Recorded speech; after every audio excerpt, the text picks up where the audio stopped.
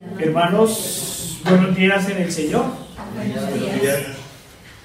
Hoy vamos a hablar del desierto, entre el costo del pecado y el sendero de seguir a Cristo. Ese es el título de la predicación de hoy. Acompáñenme, hermanos, a Mateo 3, 1 al 3.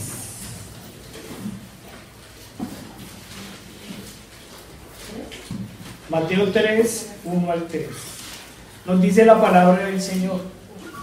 En aquellos días vino Juan el Bautista predicando en el desierto de Judea y diciendo: arrepentidos, porque el reino de los cielos se ha acercado. Pues este es aquel de quien habló el profeta Isaías cuando dijo: voz del que clama en el desierto, preparad el camino del Señor, enderezad sus sendas. Señor Padre Santo, Dios Todopoderoso y amado, Señor, ponemos esta palabra en tus manos, Señor, que seas tú guiándonos, Señor, hacia ti, Señor, llevándonos cada día más hacia el arrepentimiento, Señor. Padre, ayúdanos, Señor, a humillarnos más, Señor, para exaltarte a ti, Padre Santo. Quedamos en tu presencia, en el poderoso nombre de nuestro Señor Jesucristo. Amén. Al parecer, el Evangelio de Mateo fue uno de los primeros en escribirse y forma un solo conjunto con los otros dos evangelios, guardando un mismo concepto sobre la vida y las enseñanzas de nuestro Señor Jesucristo, por lo cual siempre son conocidos como los evangelios sinópticos. El único que se habla aparte es el Evangelio de Juan. Parafraseando a los estudiosos de la palabra del Señor, podemos afirmar que el Evangelio es un estudio metódico de la vida de nuestro Señor, pero también es un escrito que nos habla sobre los hechos del pasado, del presente y del futuro. El pasado, porque su soporte es el Antiguo Testamento, depositario de las profecías y promesas del único y gran Dios, Jehová de los ejércitos. Del presente, porque en ese momento histórico había llegado el cumplimiento de la máxima profecía. Había llegado el Cristo y por ende la redención. Mateo nos muestra al Señor como Rey. No olvidamos que inicia su evangelio con la genealogía de nuestro Señor. Nos lo muestra como gran profeta, incluso más grande que Jonás, pero sobre todo nos lo muestra como el Mesías, como el Cristo, el Salvador esperado. ¿Y del futuro? Y del futuro, porque no solo se anunciaba la muerte y la resurrección de nuestro Señor, sino que nos contaban los acontecimientos que estaban por venir, tanto para los judíos como para el mundo. Ya se estaba hablando, el Señor nos habló de la destrucción del mundo, del templo, nos hablaban de la expulsión de los judíos, y también Mateo 24 nos habla de los últimos tiempos. Uno de los comentaristas bíblicos afirma que el propósito de este evangelio también fue el de ganar plenamente a los judíos para la causa de Cristo. Esto es, ganar a los que aún no habían conocido al Señor y fortalecer a los ya convertidos. Volvamos a la cita inicial, Mateo 3:1. En aquellos días vino Juan el Bautista predicando en el desierto de Judea. Muchos coinciden en que aquellos días hacen referencia a los días de la presencia del Salvador, en especial cuando el Señor comienza su ministerio. Así dicen, en aquellos días. Pero no vamos a hacer un estudio palabra por palabra. Nos vamos a concentrar en algunos términos únicamente a los que hace referencia Mateo. Claro, no podemos ignorar que cada palabra, cada idea, tienen un gran propósito en el mensaje del Señor. Primera parte, el desierto. Todo indica que los desiertos de hoy son muy diferentes a los desiertos de la época. Una tierra cada vez más maldita por el pecado y la corrupción de los hombres no puede significar otra cosa que una tierra más deteriorada, más envejecida y por ende más estéril. A eso es lo que nosotros hemos llevado a la tierra, a la esterilidad. En el hebreo la palabra desierto se escribe de muchas maneras, de acuerdo con lo que se quiera expresar o al espacio geográfico que se quiera describir. Por lo general, viene la palabra midbar, que hace referencia a una tierra poco habitada, pero que en algunas épocas del año puede ser propicia para el pastoreo de ovejas. Claro, esta característica no quita su carácter de zona peligrosa, de zona habitada por escorpiones, serpientes y muchos animales peligrosos. Aunque la mayoría de las veces el texto bíblico también lo utiliza para hacer referencia a una tierra estéril, temible y espantosa que no ha sido bendecida por Dios, o que Dios ha quitado su mirada de ella. Voy a hacer un pequeño paréntesis para hablar rápidamente sobre la tierra bendecida por Dios. En estos días, una de mis doblemente hermanas, hermana en sangre y hermana en Cristo, hablaba de todas las plagas que caían sobre la tierra que no estaba bendecida en el Antiguo Testamento. Plagas siempre han existido, ¿sí? Y el Señor los castigaba con plagas. Y cuando el pueblo de Dios se arrodillaba, el Señor los bendecía y hacía la tierra muy próspera. Hermanos, pero hoy en día que han aumentado las plagas, nos han engañado. Nos han hecho creer que la cura para las plagas es envenenar la tierra, es echarle plaguicidas, ¿sí? Haciéndonos olvidar que las plagas en realidad se quitan humillándonos ante el Señor, poniendo la tierra ante su presencia y pidiéndole que la haga más próspera. En la antigüedad no habían pesticidas ni químicos, ¿sí? Pero en las tierras que eran bendecidas por el Señor no habían plagas. Las tierras que eran bendecidas por el Señor habían lluvia, eran grandes, eran ricas en lluvia. Pero cuando el Señor se enojaba, también quitaba la lluvia. Hermanos, cuánto engaño hemos tenido en los últimos años. ¿Qué es lo único que necesitamos realmente? Ir al Señor en arrepentimiento, apartarnos del pecado, para que el Señor bendiga la tierra y bendiga el trabajo de nuestras manos, como lo hacía con su pueblo cuando éste era obediente. Pero volvamos al desierto, aquel lugar en que se podía pastorear ovejas, pero que también era de gran riesgo, y que cuando nos internamos más y más en él, se convierte en el Arabat, en un lugar totalmente árido y estéril. Podríamos preguntar si acaso el desierto de Judea estaba muy poblado en aquellos días para que Juan fuera a predicar allá, o si Juan era seguido hasta el desierto por las gentes que querían escuchar las palabras del nuevo profeta luego de siglos de silencio del Señor, que había esperado un largo tiempo para enviar un nuevo mensajero, para volver a enviar a Elías, para alistar el terreno al Salvador. Muy posiblemente Juan quería recrear en aquellos días la salida de Egipto, y por eso llevaba a la gente al desierto, por un lado, para que sintieran la necesidad de Dios en un lugar sin alimento, y por otro, para que recordaran, o mejor, reconocieran sus pecados y vieran la necesidad de ir al arrepentimiento, de ir a Dios en fe y arrepentimiento. Recordemos que en este momento el pueblo judío estaba siendo subyugado por el Imperio Romano, quien amenazaba con pervertirlo aún más con su gran idolatría. Y lo logró. ¿Cómo lo logró? mediante la Iglesia Católica Romana. Levantaron nuevos ídolos y desviaron a las gentes.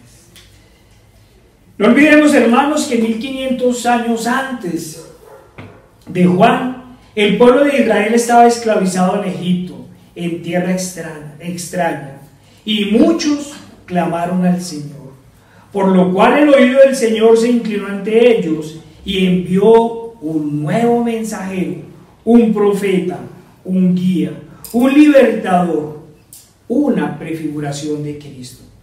Mandó a Moisés. Y Moisés los sacó con el poder y la fuerza de Dios y los condujo durante 40 años por el desierto para llevarlos a la tierra prometida. 40 años por lugares despoblados. 40 años por tierras secas y peligrosas. 40 años preparándolos para el Señor, purificándolos como el oro, tratando de perfeccionarlos, de santificarlos. Pero era un pueblo rebelde y desobediente.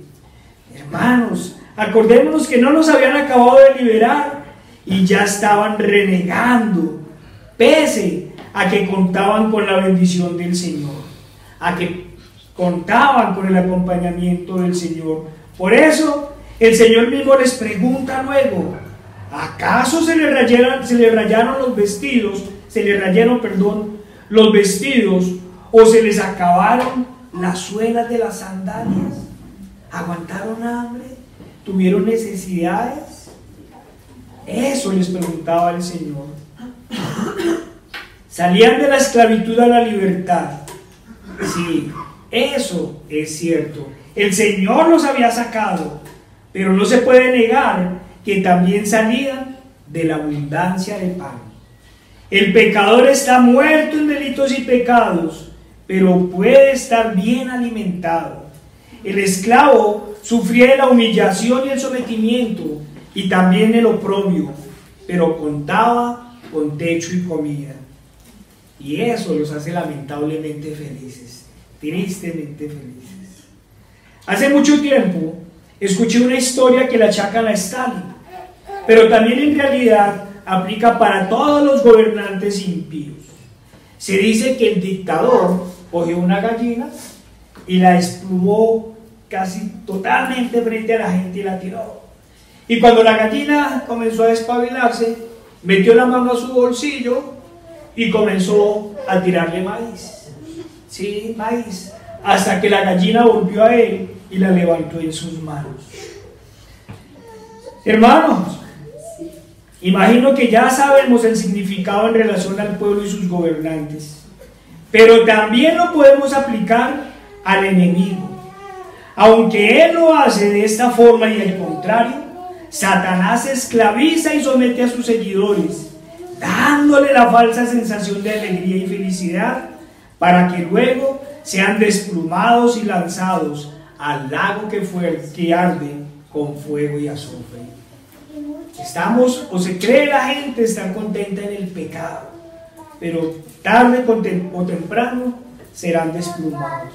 El borracho y el drogadicto parecen disfrutar el momento en que consumen, pero luego se encuentran los terribles efectos de la resaca y con las terribles consecuencias de su vicio.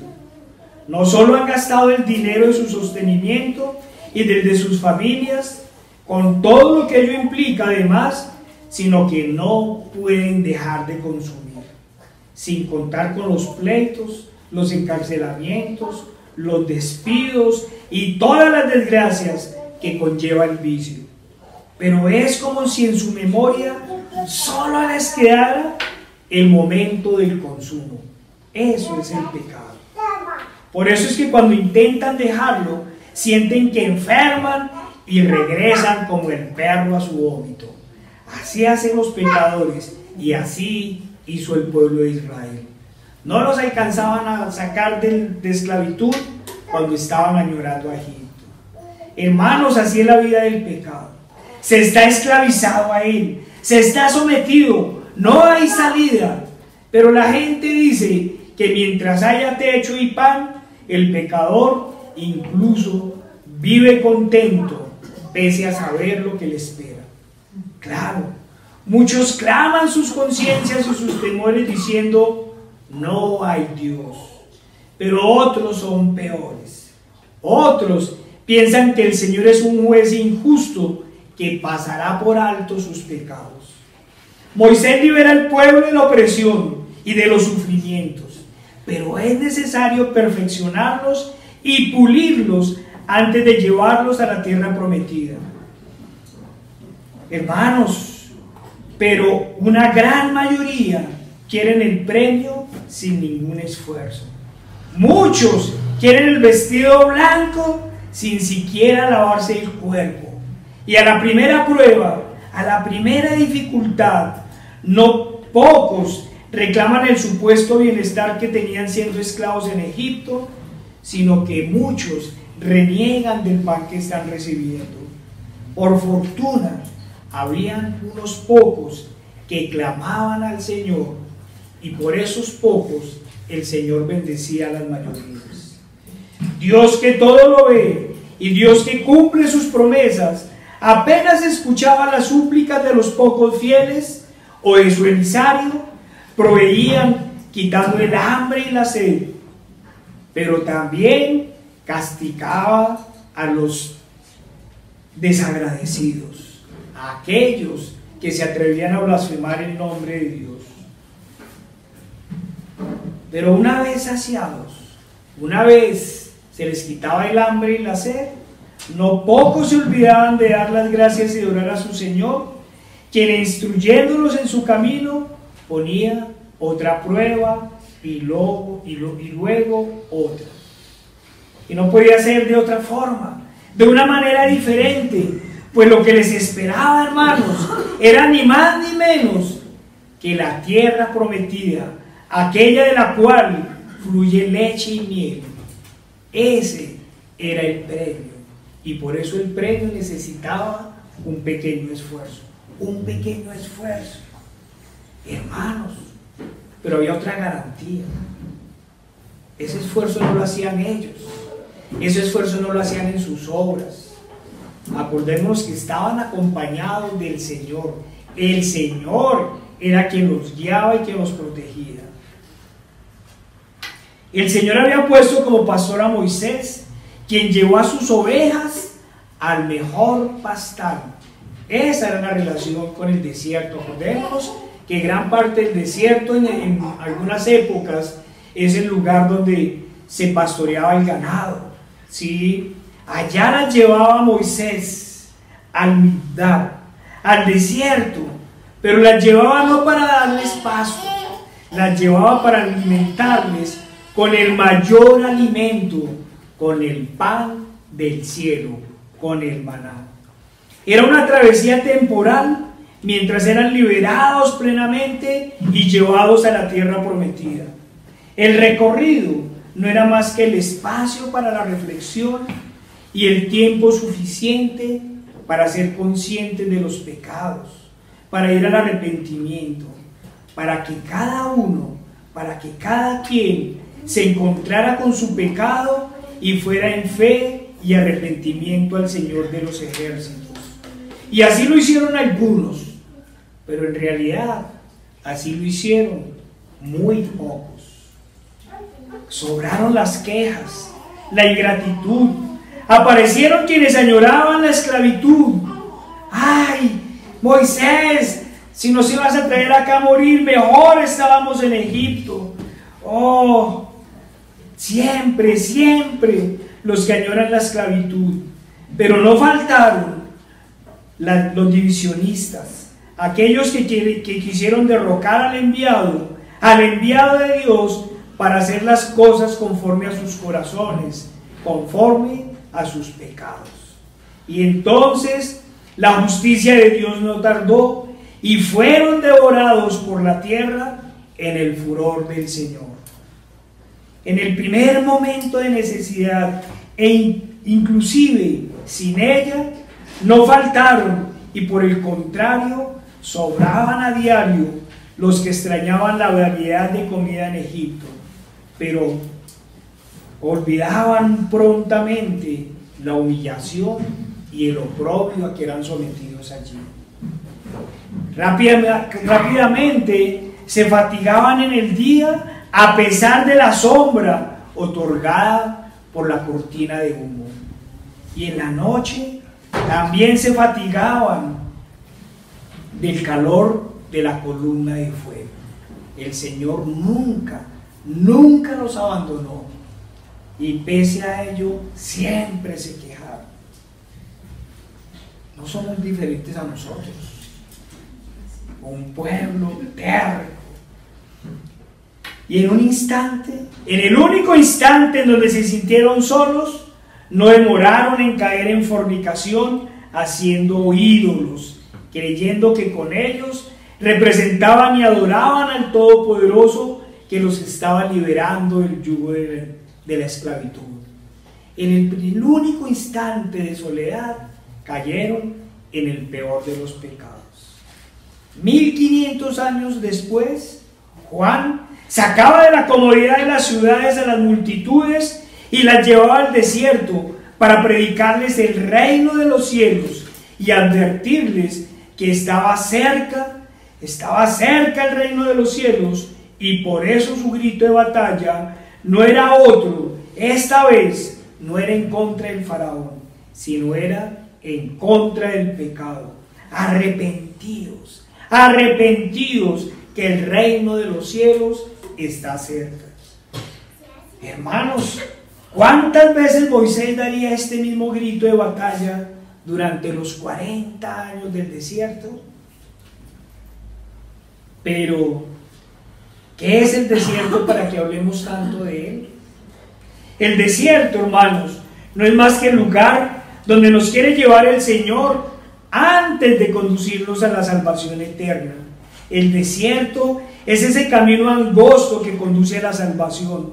Es el sendero de purificación, el espacio para deshacernos de todo aquello que nos aparte de Dios.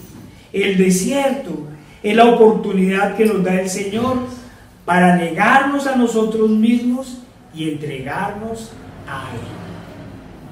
Es el camino árido y deforestado al que nos tenemos que dirigir para salir del pecado, de la falsa felicidad, del engaño y de la muerte espiritual. Sí, hermanos, no podemos negar que por un momento es un camino difícil, un camino de cierto dolor, pero es tan solo por un momento. Hermanos, no hay por qué preocuparse, que el camino no será oscuro ni solitario. Dios estará contigo. Solo tienes que confiar en Él y entregar tus preocupaciones y dudas a Él. Pero no pocos israelitas, como hemos dicho, luego de liberados de la esclavitud y el yugo, no cesaron de mirar atrás, no dejaban de mirar atrás. Acordémonos de la esposa de Lot. ¿Sí? Salen de Sodoma y Gomorra. ¿Sí? Lot le ruega a los ángeles, pero espérenme, deben al menos llegar a la otra ciudad. Y los ángeles, tranquilos, vayan. Y cuando estaban en la seguridad de la ciudad, en Zoar, comienza a caer fuego. ¿Y qué es lo primero que hace la esposa de Lot? Mirar atrás, añorar el pecado, hermanos. Hermanos, a pesar de que el pueblo veían a diario las proezas del Todopoderoso, su corazón seguía en Egipto, como aquel que comienza a caminar en los senderos del Señor, pero la primera prueba reniega y dice: cuando no era cristiano vivía mejor, tenía mejor trabajo, no pasaba necesidades ni tenía dificultades. Como aquellos que vivían en la cueva y solo veían sombras y oscuridad. Pero una vez salidos a la luz y cuando sus ojos se acomodan al destello, caminan con cierta tranquilidad. Y a pesar de haber aprendido a ver en la luz, en su corazón añoran la falsa comodidad de la oscuridad. Y no falta el que diga: vivía mejor en la cueva. Hermanos, ¿cuántas veces sentiría hambre o sed Moisés y los suyos? ¿O es que acaso Moisés no estaba en el desierto con su familia? ¿Acaso Moisés no caminaba con el pueblo? Con una gran dificultad, que cuando uno va adelante es el que hace el mayor esfuerzo. Y si ese esfuerzo lleva aún la responsabilidad de todos los que van con nosotros, el camino se hace muchísimo más duro. Y yo quisiera preguntarles, ¿cuántas veces Moisés pensaría en devolverse? Moisés pensó en devolverse. La respuesta es sencilla. Nunca pensó en devolverse, a pesar de las dificultades, a pesar del hambre y la sed, a pesar de las quejas y la protesta. Él seguía su camino con gran ilusión. ¿Saben por qué? Porque él sabía quién era el que lo sustentaba. Él sí sabía quién era lo que lo sustentaba. ¿Y usted, hermano, y usted? ¿Quién lo sustenta? Hermano, ¿ya salió al desierto? ¿Ya salió el camino angosto? ¿O aún se encuentra en la falsa comodidad del pecado? Hermanos, para quienes ya salieron al desierto, no hay que temer. Acuérdense quién los ha sacado de allí. No piensen ni siquiera qué comeremos, qué beberemos o qué vestiremos. Esperen en el Señor, tengan paz en el Señor, que no demora en llevarles el pan del cielo, no demora en darles de los ríos de agua viva. Pero tú que no te has decidido, tú que aún caminas porque los demás caminan, aférrate a la vara de Moisés, a las promesas del Señor. Conténtate con lo que comes en la prueba, porque eso no es otra cosa que el maná del cielo. Pero cuidado con desear Egipto, cuidado con cansarte y abandonar la carrera. Acuérdate de cuántos quedaron postrados en el desierto. Pero cuidado aún más con pensar en cambiar el mensaje o cambiar de mensajero. Acuérdate de Coré y de cómo los consumió a todos la tierra en un solo momento. Sí, hermanos. Cuando caminamos hacia la Jerusalén celestial, es el Señor el que nos conduce por el desierto. Pero muchas veces, o mejor, todas las veces que vamos con Él, vamos confiados, vamos tranquilos, vamos gozosos, porque sabemos quién nos guía. Vamos de la mano del mensajero de Dios y guiados por Dios, y Él nos defenderá con su espada de dos filos. Y aunque entremos en el valle de sombras y de muerte, no temeremos mal alguno, porque sabemos quién está con nosotros. No vamos a engañar a nadie, hermanos. No vamos a decir que el desierto es fácil, pues hay dificultades, pruebas, obstáculos y uno que otro sufrimiento. Pero amigo, no es nada que no podamos cruzar. Es decir, no es ese lugar terrible y maldito si confías en el Señor. Pues como hemos dicho una y otra vez, es Él quien nos guiará y nos sustentará. Es un camino, ¿sí?, en que los primeros pasos parecen ásperos o incluso agrios. Aparece una que otra dificultad, aparecen preocupaciones e incluso el enemigo nos ataca con sus dudas. Pero apenas nos cogemos de la mano del Señor, se vuelve suave y dulce. Amigo, ¿estás luchando contra el pecado? Sal de Egipto, corre al desierto sin ningún temor. Claro que tendrás algunas incomodidades e incluso algunas penurias, Pero si clamas y eres fiel, pan caerá del cielo, muchos vendrán en tu auxilio y no se gastará ni la suela de tus zapatos. Pero no lo hagas en tus fuerzas, no confíes en tus capacidades, ni siquiera tengas en cuenta el monto de tu salario.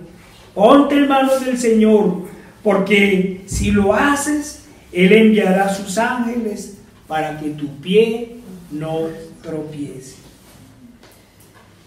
Un comentarista bíblico me dio otro significado del desierto. Y para ello debemos preguntarnos, ¿qué otro lugar es árido, sombrío, seco, lleno de peligros y de engaños? ¿Cuál es el lugar donde salen los malos pensamientos, los homicidios, los adulterios, las fornicaciones, los hurtos, los falsos testimonios y las blasfemias? Sí, hermanos, el corazón del hombre es el más terrible de los desiertos, pero el corazón del hombre impío, el corazón del apóstata, el corazón de aquel a quien solo le espera una terrible expectación.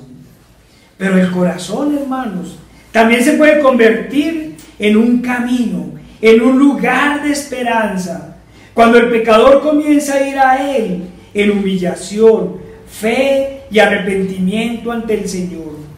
El primer lugar que se transforma cuando hacemos esto, el primer lugar que se transforma es nuestro corazón.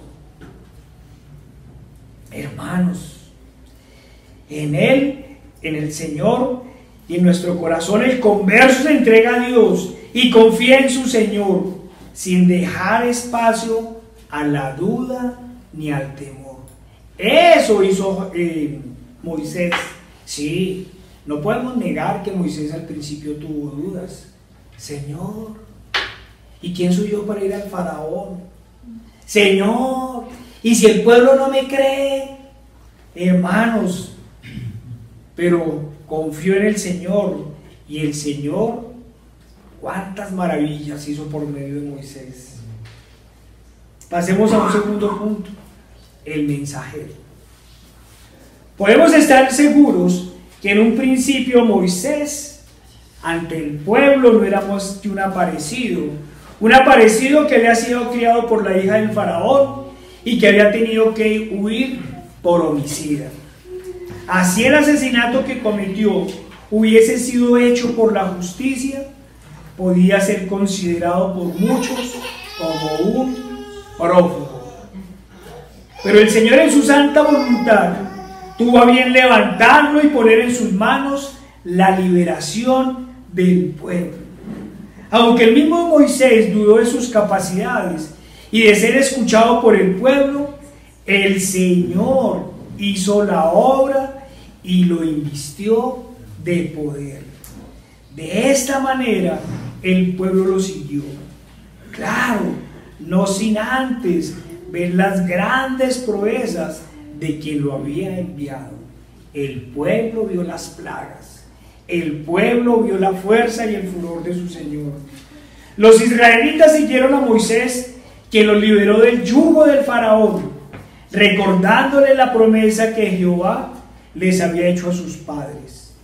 Pero para eso les dijo que debían salir de Egipto, dejar sus casas. Claro, pero también les dijo que llevaran consigo todas las demás pertenencias, e incluso les aconsejó que se hicieran regalar vestidos y oro. Sí, el Señor nos lleva al desierto, pero nos lleva protegidos. Juan el Bautista era otro aparecido, con un posible agravante. No había sido educado en palacios del rey, ni mucho menos alimentado con los manjares reales. ¿Qué nos dice la Escritura? Mateo 3:4. Y Juan estaba vestido de pelo de camello y tenía un cinto de cuero alrededor de los lomos, y su comida era langostas y miel silvestre. Cuando el pueblo vio a Moisés vio al hijastro del faraón. Cuando el pueblo vio a Juan, ¿qué podría decir? Imagínense, usted encontrarse a alguien, así sea en esa época, vestido de pelo de camello. ¿Y usted qué come? Langostas y miel silvestre. Su tarea, la tarea de Juan no iba a ser menos gravosa que la de Moisés. Pero no por ello iba a ser menos importante, por el contrario, era una tarea fundamental. Pues este es aquel de quien habló el profeta Isaías cuando dijo: voz del que clama en el desierto, preparad el camino del Señor, enderezad sus sendas. Era el encargado de ir delante del Señor. Su tarea era una vez más hacer el llamado al pueblo a abandonar el pecado y a volverse al Señor, preparar el camino del Salvador. Por eso su llamado no se podía hacer desde otro lugar que no fuera el desierto, para luego llevarlos a las orillas del Jordán. Hermano, amigo, ¿quién es tu mensajero? ¿A quién escuchas? ¿A quién oyes?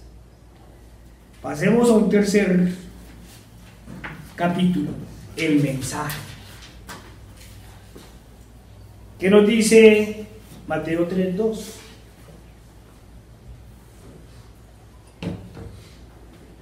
Y diciendo: arrepentíos, porque el reino de los cielos se ha acercado. Imaginémonos por un minuto a Juan. Otra vez volvámonos a pensar en Juan.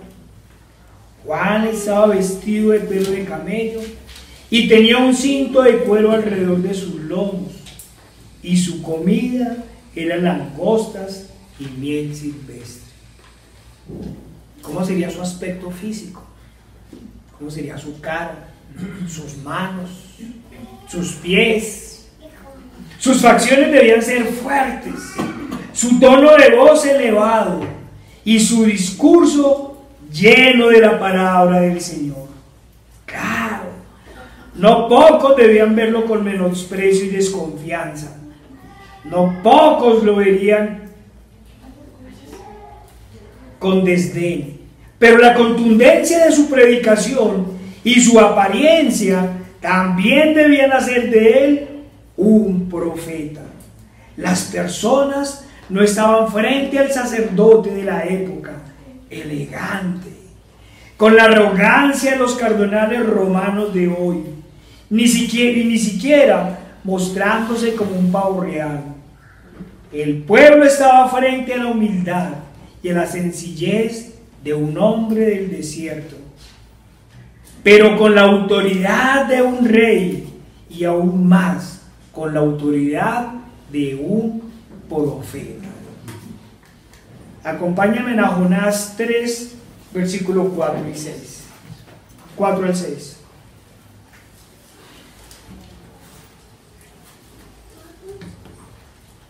Jonás 3, 4 al 6.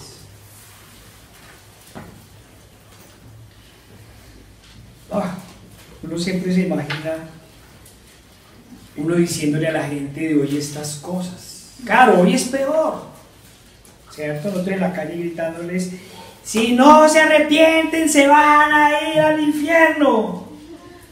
Y comenzó Jonás a entrar por la ciudad camino de un día, y predicaba diciendo: de aquí a 40 días Nínive será destruida. Y los hombres de Nínive creyeron ¿a quién? A Dios. Vieron que era un emisario de Dios y proclamaron ayuno y se vistieron de cilicio, desde el mayor hasta el menor de ellos. Y llegó la noticia hasta el rey de Nínive, y se levantó de su silla, se despojó de su vestido y se cubrió de cilicio y se sentó sobre ceniza. Eso es arrepentimiento. Eso es temor de Dios. ¿Cuál sería la apariencia y la contundencia de Jonás para que el pueblo de Nínive y su rey temblaran ante su anuncio? ¿Cuál sería la apariencia de Jonás? ¿De dónde había salido Jonás en esos momentos? No creo que fuera muy limpio, ni elegante, ni con corona, ¿cierto? Esa misma autoridad debía tener Juan, y su mensaje no fue menor. Arrepentidos, que el reino de Dios se acerca. ¿Qué debió venir a la mente de las personas en el momento en que Juan les hacía el llamado al arrepentimiento?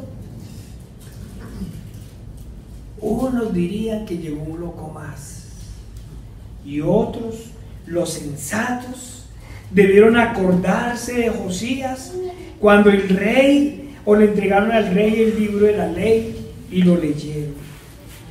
¿Y qué vieron?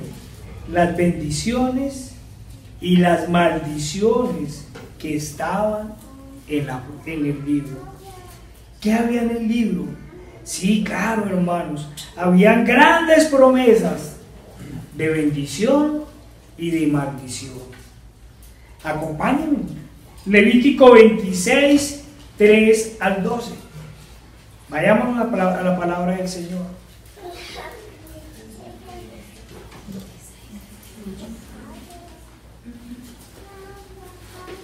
Vayámonos al libro de Levítico, capítulo 26, 3 al 12. Qué cosas tan maravillosas. Miren las palabras.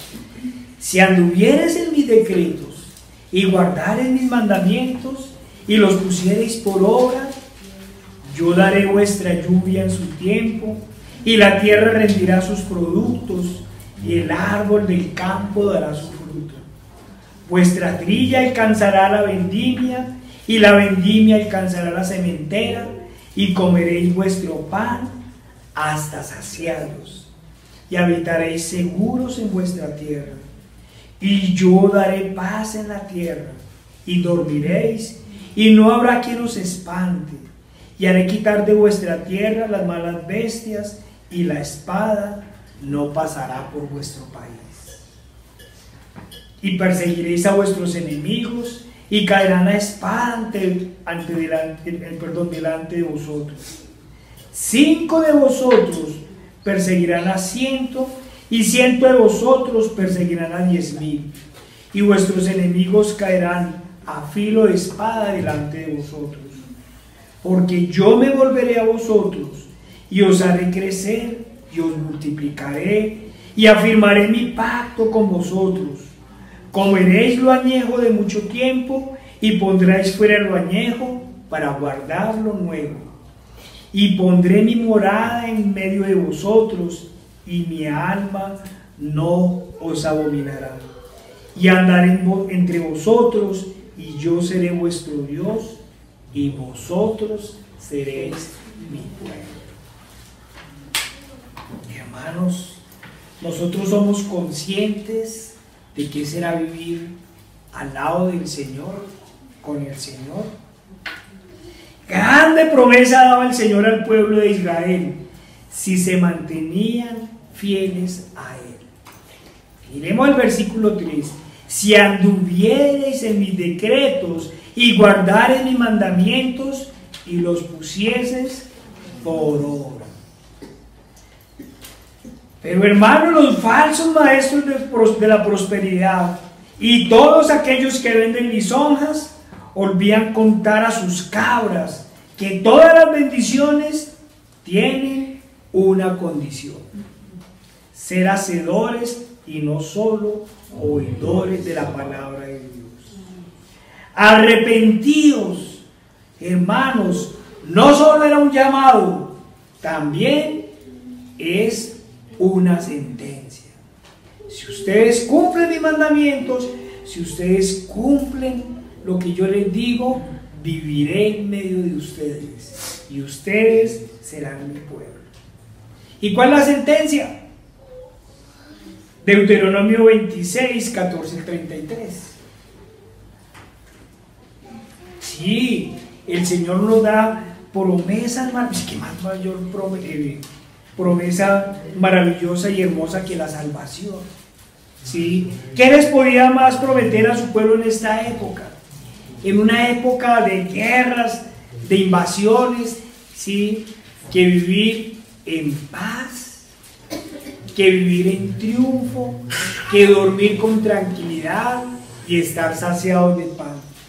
¿Qué nos dice el Deuteronomio 26, 14 al 33? Pero si no me oyereis, ni hiciereis todos estos mis mandamientos, y si desdeñareis mis decretos, y vuestra alma menospreciare mis estatutos, no ejecutando todos, mire, todos mis mandamientos, e invalidando mi pacto, yo también haré con vosotros esto. Enviaré sobre vosotros terror, extenuación y calentura, que consuma los ojos y atormenten el alma, y sembraréis en vano vuestras semillas, porque vuestros enemigos la comerán. Pondré mi rostro contra vosotros, y seréis heridos delante de vuestros enemigos, y los que os aborrecen se enseñorearán de vosotros, y huiréis sin que haya quien os persiga. Y si aún con estas cosas no me oyereis, así somos tercos, estamos en la prueba, estamos en el castigo, y cerramos los oídos del Señor, al Señor. Y si con estas cosas no me oyereis, yo volveré a castigaros 7 veces más por vuestros pecados, y quebrantaré la soberbia de vuestro orgullo, y haré vuestro cielo como hierro, y vuestra tierra como bronce. Y vuestra fuerza se consumirá en vano, porque vuestra tierra no dará su producto, y los árboles de la tierra no darán su fruto. Si anduviereis conmigo en oposición, y no me quisiereis oír, yo añadiré sobre vosotros 7 veces más plagas, según vuestros pecados. Enviaré también contra vosotros bestias, fieras que os arrebaten vuestros hijos, y destruyan vuestro ganado, y os reduzcan en número, y vuestros caminos sean desiertos. Con un agravante: sin la compañía del Señor. Y mire cómo el Señor conoce al pueblo. Y si con estas cosas no fuereis corregidos, sino que anduviereis conmigo en oposición, yo también procederé en contra de vosotros, y os heriré aún 7 veces por vuestros pecados. Traeré sobre vosotros espada vengadora, en vindicación del pacto. Y si buscareis refugio en vuestras ciudades, yo enviaré pestilencia entre vosotros, y seréis entregados en manos del enemigo. Cuando yo os quebrante el sustento del pan, cocerán 10 mujeres vuestro pan en un horno, y os devolverán vuestro pan por peso, y comeréis y no os saciaréis. Cuando yo leía o releía este pedazo, comeréis vuestro pan por peso. Hermanos, uno iba a la tienda y pedía una docena de naranjas. Uno iba a la tienda y pedía 10 mazorcas. ¿Sí? Ahora, usted coge las mazorcas y se las pesan. Y todo lo comemos por peso, todo, absolutamente todo. Y aún no entendemos la palabra del Señor. Aún no entendemos la palabra del Señor. Ay, y si aún con esto no me oyereis, sino que procediereis conmigo en oposición, yo procederé en contra de vosotros con ira, y os castigaré aún 7 veces por vuestro pecado. pecado. Miren lo terrible. Y comeréis la carne de vuestros hijos y comeréis la carne de vuestras hijas. Destruiré vuestros lugares altos y derribaré vuestras imágenes y pondré vuestros cuerpos muertos sobre los cuerpos muertos de vuestros ídolos y mi alma os abominará. Haré desiertas vuestras ciudades y asolaré vuestros santuarios y no oleré la fragancia de vuestro suave perfume. Asolaré también la tierra y se pasmarán por ello vuestros enemigos que en ella moren. Y a vosotros os esparciré entre las naciones y desenvainaré espada en pos de vosotros, y vuestra tierra estará asolada y desiertas vuestras ciudades. Años 70 después de Cristo se cumple todo esto para los judíos y los esparció, y ni siquiera así han escuchado la palabra de su Dios. Dura es esta palabra, ¿quién podrá soportarla? Dijeron los apóstoles cuando el Señor mostró lo que en realidad amaba el joven rico. Y la respuesta fue clara: para Dios todo es posible. Pareciese que la iglesia moderna no leyera completa la palabra del Señor, pues prometen las bendiciones sin condiciones, ofrecen el salario sin el trabajo y se olvidan del castigo del impío. Pero si Dios es amor, ¿por qué va a castigar?, preguntan los falsos creyentes. Hermanos, ¿por qué va a castigar el Señor? Los ricos oprimen a los pobres, los padres violan a sus hijas, los hermanos violan a sus hermanas, el vecino roba al vecino, ¿sí? Todos alaban el pecado. Oh, mire, se confesó homosexual. ¡Uy, qué valor! ¡Qué valor! ¡Qué podredumbre! Y aún preguntamos, ¿y por qué el Señor nos va a castigar? Una y otra vez hemos repetido las máximas de la Escritura. Dios es un juez justo, que a cada quien pagará conforme a sus obras. Una y otra vez hemos recordado, sí, hermanos, es cierto, Dios es amor, pero también es fuego consumidor. Una y otra vez hemos anunciado desde la palabra de Dios su máxima promesa cumplida, porque de tal manera amó Dios al mundo que ha dado su Hijo unigénito, para que todo aquel que en Él crea no se pierda, mas tenga vida eterna. Hermanos, ¿quién más daría a su Hijo inocente para perdonar a los pecados y a los pecadores y a los bandidos? ¿Quién más sino un Dios de gran amor? ¿Quién puede negar el amor de Dios? ¿Quién puede negar que Dios es amor? Pero sus promesas y su eterno amor traen consigo un llamado. Las falsas iglesias leen Juan 3:16, pero se olvidan del resto de la palabra del Señor. Miremos qué nos dice el Señor. Juan 3:18 al 20. El que en Él cree no es condenado, pero el que no cree ya ha sido condenado, porque no ha creído en el nombre del unigénito Hijo de Dios. Y esta es la condenación: que la luz vino al mundo y los hombres amaron más las tinieblas que la luz, porque sus obras eran malas.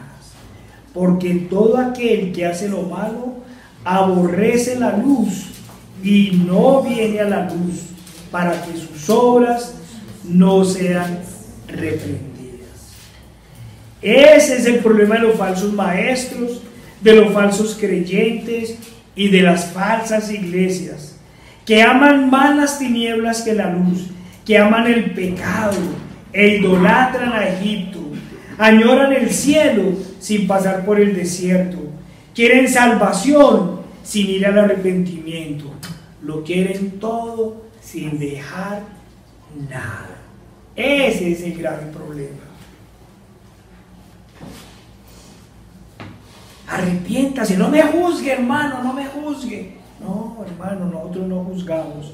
Pero para los creyentes, para quienes han caminado por el desierto y han dejado allí su pecado, para quienes se han arrepentido y han abandonado el pecado con el favor de Dios, porque es el Señor el que nos ayuda a abandonar el pecado, maravillosas son las promesas del Señor y maravillosos son sus caminos.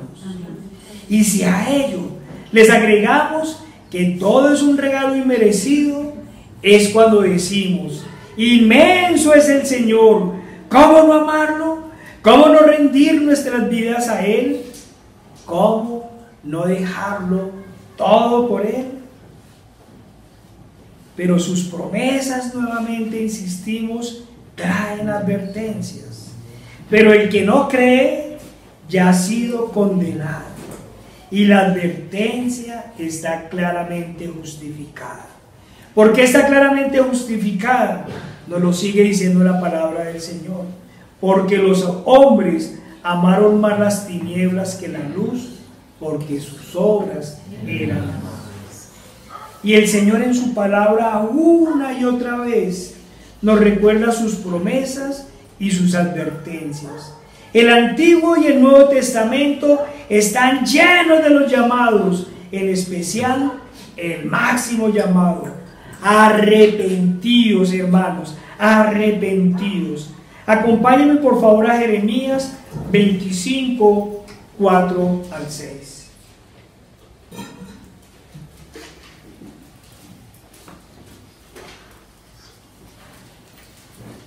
Siempre ha sido el llamado del Señor: arrepiéntanse, vengan al Señor. Quieren tomar del agua pura, quieren comer del pan del cielo, arrepiéntanse. Dice la palabra del Señor: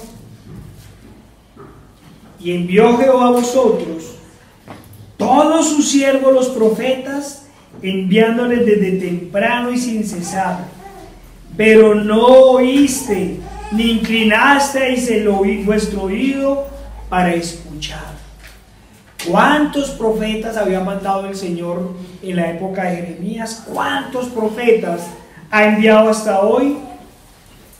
Sigue el versículo 5, cuando decían: volveos ahora de vuestro mal camino y de la maldad de vuestras obras, y moraréis en la tierra que os dio Jehová a vosotros y a vuestros padres para siempre. Esa es la promesa, pero antes de la promesa les está advirtiendo, ¿no? Les está diciendo: volveos al Señor, apartaos de vuestro pecado. Y mire el versículo 6. Y no vayas en pos de vírgenes y santos, y no vayas en pos de dioses ajenos, sirviéndoles y adorándoles, ni me provoquéis a ira con la obra de vuestras manos, y no os haré mal. He reiterado una y otra vez el llamado: arrepentidos, porque esa es la orden del Señor, que insistamos, que forcémonos a entrar y que no cesemos de llamar al arrepentimiento. Ay, hermanos, en estos días alguien nos decía que éramos una jartera, siempre lloviendo sobre lo mojado. Qué pereza esa insistencia de ustedes de estar llamando al arrepentimiento. Ni adúltero, ladrón que fuera. Nos decía que era necesario que cambiáramos de estrategia, que hiciéramos las cosas con otro tono, motivando, que no mostremos todo como si fuera terrible. Motiven, hermanos, motiven. Hermanos, ¿cómo mostrar de otra forma la condenación? ¿Cómo podría ser Jeremías para escribir el libro de Lamentaciones en otro tono? En una forma para que el cautiverio y la destrucción total de Israel y de Judá no sonara tan terrible? ¿Cómo hacer para que no suene tan terrible que los hombres fueron pasados a espada, sus mujeres violadas y los sobrevivientes esclavos? ¿Cómo contar esa historia así, de una forma rosa? ¿Cómo hacer para que suene melodioso que durante los 2 años de sitio a Jerusalén se cumplió la sentencia del Señor, que sería tal el hambre que los padres comerían a sus hijos y los hijos la carne de sus padres? ¿Cómo decirles en un tono agradable a las personas que si no abandonan el pecado, solo les espera una terrible expectación?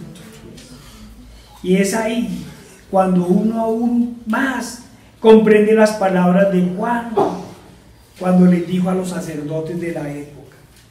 Mateo 3, 7 al 8. ¿Qué les dijo Juan? Amiguis, amiguis, porfis, no sean malos. ¿Qué les dijo Juan? Versículo 7. Al ver que muchos de los fariseos y de los saduceos venían a su bautismo, les decía: generación de víboras, ¿quién nos enseñó a huir de la ira venidera? Haced pues frutos dignos de arrepentimiento. Oh, imagínense la gente de hoy diciendo: pero Juan, ¿qué palabras de tan poco amor son esas? ¿Por qué no haces el llamado con positivismo para que nadie se sienta mal?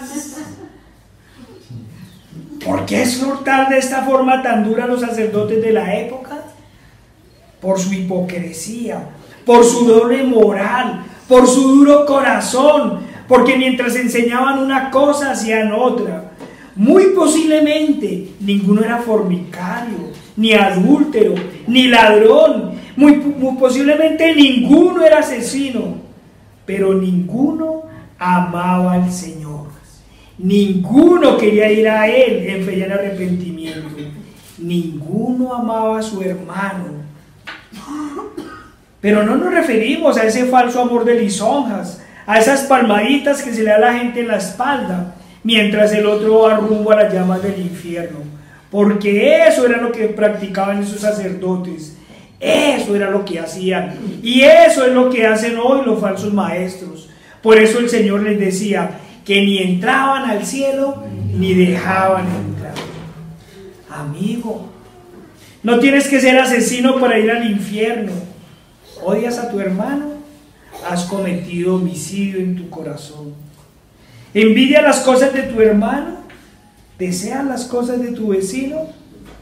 Estás lleno de codicia y de avaricia.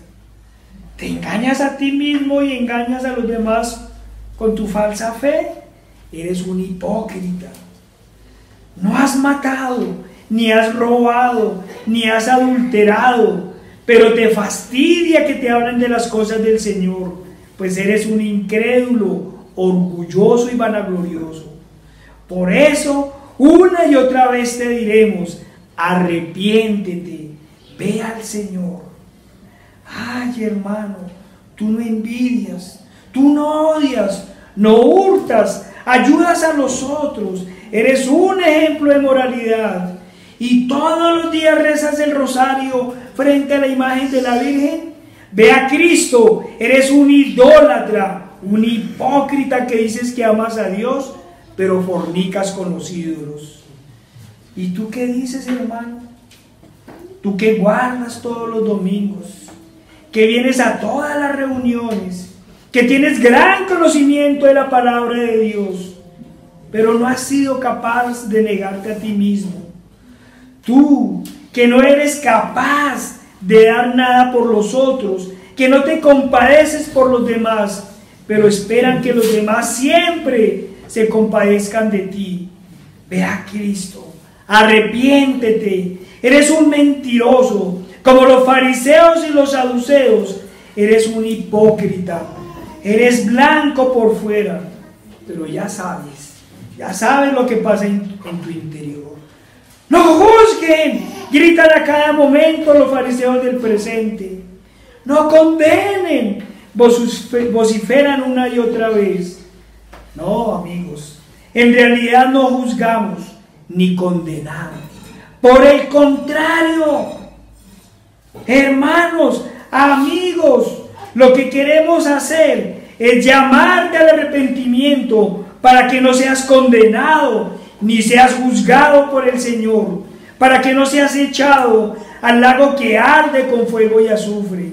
No, amigo, no somos los terroristas del Evangelio. Por el contrario, no queremos que sufras el terror del castigo de Dios. ¿Por qué las palabras de Juan son tan fuertes? ¿Por qué nuestras palabras son tan fuertes? Porque el corazón humano se ha endurecido.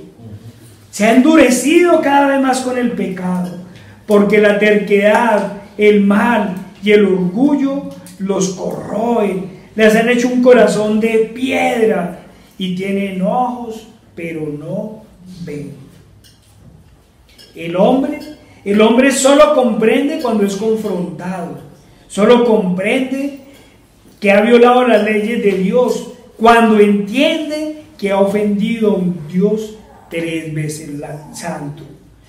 El hombre solo entiende cuando logra entender que con sus pecados y acciones se ha puesto bajo la ira de Dios. O solo entiende cuando está condenado. Una y otra vez: muchacho, no se emborrache, no maneje borracho, mire que va a matar a alguien, mire que se va a estrellar. Es que yo me manejo mejor cuando estoy borracho, lo controlo todo. ¿Cuándo entiende? Cuando está en un hospital, inválido, cuadrapléjico, cuando está en la cárcel porque ha matado a alguien. Solo entiende cuando ya no hay nada que hacer. Y hermanos, amigos, esto no es un evangelio de terror, es un evangelio de amor, es un evangelio de advertencia. Si no amáramos tanto, si el Señor no nos amara tanto, no nos hubiera advertido nada. Pero el hombre no quiere entender. Por el contrario, se vanagloria de su pecado. Fiesta del orgullo gay.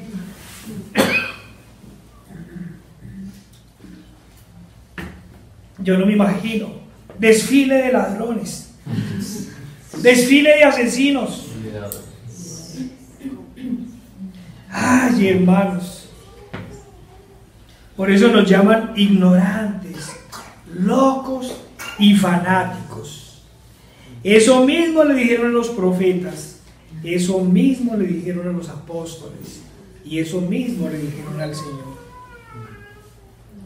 Pero es difícil saber cuál es el peor: si el que se vanagloria del pecado o aquellos que se creen buenos, aquellos que afirman que no han pecado, aquellos que dicen que nunca han mentido, que no han robado, que no han tenido envidia ni celos, que no han tenido odio, aquellos que creen que han ganado el cielo sin negarse a sí mismos, aquellos que creen que sin ir a Cristo pueden ir al cielo, aquellos que creen que sin arrepentimiento ya lo han alcanzado todos, aquellos como el joven rico que ponen sus esperanzas en las obras de este mundo. Nosotros por el contrario, creemos firmemente que Dios vino a buscar lo que se había perdido. Nosotros creemos que Cristo vino a llamar a pecadores al arrepentimiento. Nosotros estamos convencidos desde la palabra de Dios que necesitamos un Redentor. Amén. Que necesitamos quien nos salve, que necesitamos quien nos justifique ante el Padre. Nosotros tenemos claros que nuestras obras de justicia no son más que trapos de inmundicia y que cada día debemos rendir nuestras vidas a Cristo. Amén. Hermanos, Pero el llamado de Juan no ha terminado. Y no se quedó en el simple señalamiento a los fariseos y a los saduceos. Él complementó su llamado, su sentencia, cuando dijo: haced pues frutos dignos de arrepentimiento. Ese es el llamado completo de Juan. Arrepentidos y haced frutos dignos de arrepentimiento. Vuélvanse de sus malas obras y vayan al Creador. Hermanos, acompáñenme a Jonás 3, 6 al 9.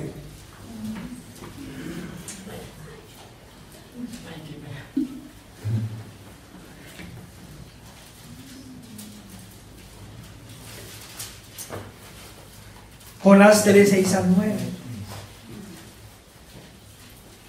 Y llegó la noticia hasta el rey de Nínive, y se levantó de su silla, se despojó de su vestido, y se cubrió de cilicio, y se sentó sobre cenizas, e hizo proclamar y anunciar en Nínive, por mandato del rey y de sus grandes, diciendo: hombres y animales, bueyes y ovejas, no gusten cosa alguna, no se les dé alimento ni beban agua, sino cúbranse de cilicio hombres y animales, y clamen a Dios fuertemente, y conviértase cada uno de su mal camino, de la rapiña que hay en sus manos.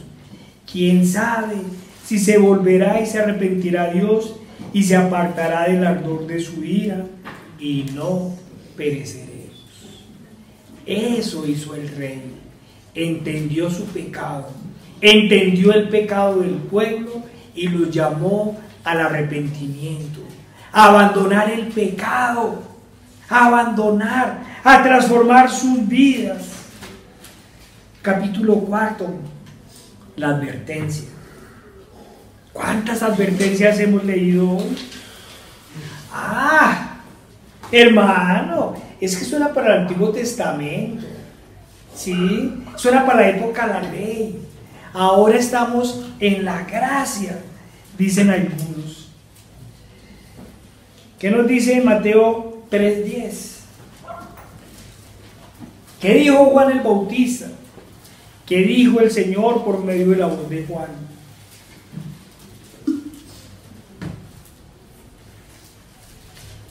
Y ya también el hacha está puesta a la raíz de los árboles. Por tanto, todo árbol que no da buen fruto es cortado y echado en el fuego. Usted puede ir todos los domingos a la iglesia. Usted puede hacer todas las obras que quiera.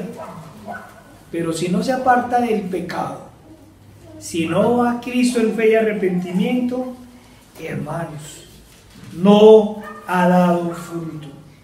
Hermanos y amigos, la salvación no se alcanza siendo moralmente correctos, creyéndonos buenas personas, haciendo obras o cumpliendo normas por compromiso o por temor.